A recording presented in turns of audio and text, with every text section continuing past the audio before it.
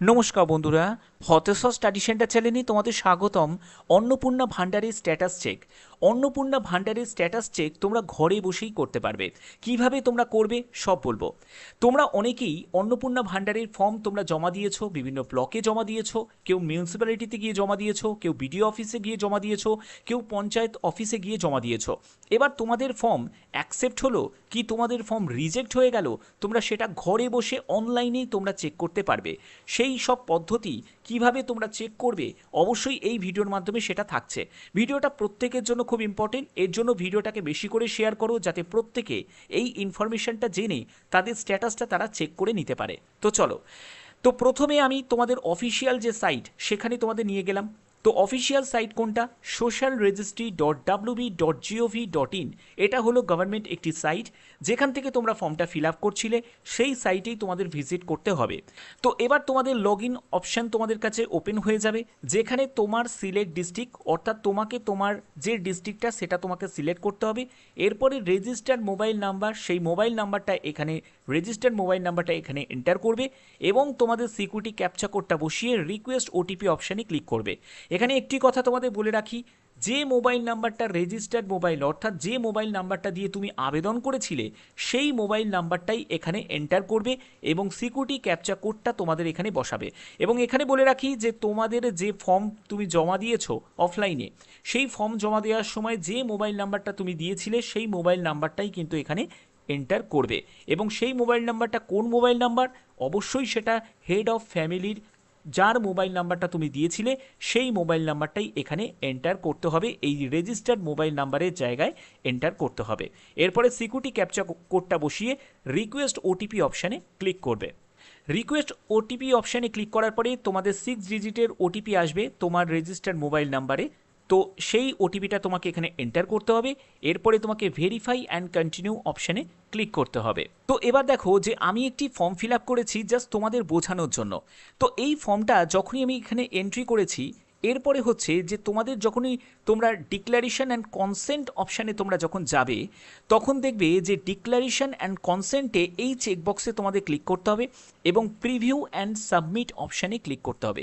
এবার যখনই তুমি প্রিভিউ অ্যান্ড সাবমিট অপশানে ক্লিক করবে, তোমাদের এরকম একটি পপ আপ শো হবে, যে পপ আপে কিন্তু এটা মেনশন করা রয়েছে, যে বলছে ভালো করে বুঝে নাও। দেখো এটাই তোমাদের থাকবে যে an application has already been registered or submitted in this system matching the ID provided.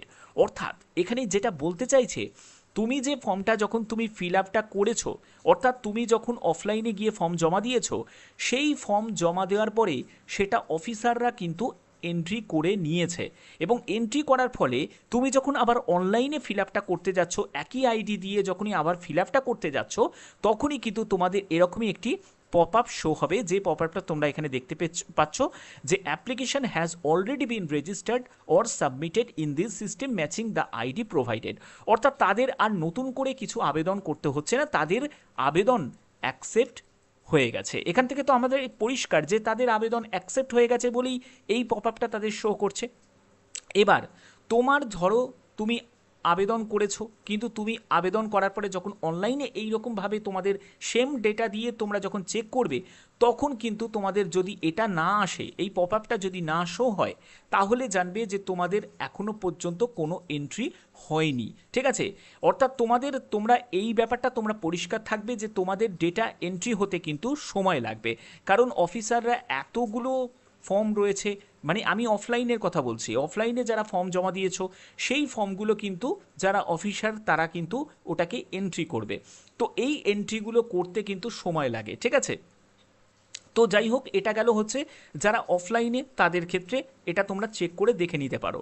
ওকে, আচ্ছা, এবার তোমাদের যারা অনলাইনের এবার ব্যাপারটা বলে রাখি, যারা অনলাইনে ফর্ম ফিল আপ করেছো, তো তোমাদের অনলাইনে ফর্ম ফিল আপ করার পরে তোমাদের দেখবে যে এরকম তোমাদের অ্যাপ্লিকেশন সাবমিট হয়ে গেছে এবং অ্যাপ্লিকেশন সাবমিট হওয়ার পরে তোমাদের অ্যাপ্লিকেশন আইডিটা শো করবে, যে আইডিটা তোমাদের অবশ্যই এখানে কিন্তু তোমাদের লাগবে পরবর্তী সময়ে। দেখো এখানে বলছে আবেদন নম্বরটি ভবিষ্যতের জন্য সংরক্ষণ করুন, অর্থাৎ এই যে অ্যাপ্লিকেশন আইডিটা ফিউচারে তোমাদের লাগবে, এবং এই অ্যাপ্লিকেশন আইডি দিয়েই কিন্তু তোমরা স্ট্যাটাসটা চেক করতে পারবে। তবে তোমাদের বলে রাখি, যারা অনলাইনে ফর্ম ফিল আপ করেছো, তোমাদের অনলাইনে ফর্ম ফিল আপ করার এখনও পর্যন্ত কিন্তু কোনো স্ট্যাটাসের লিঙ্ক কিন্তু জারি করেনি।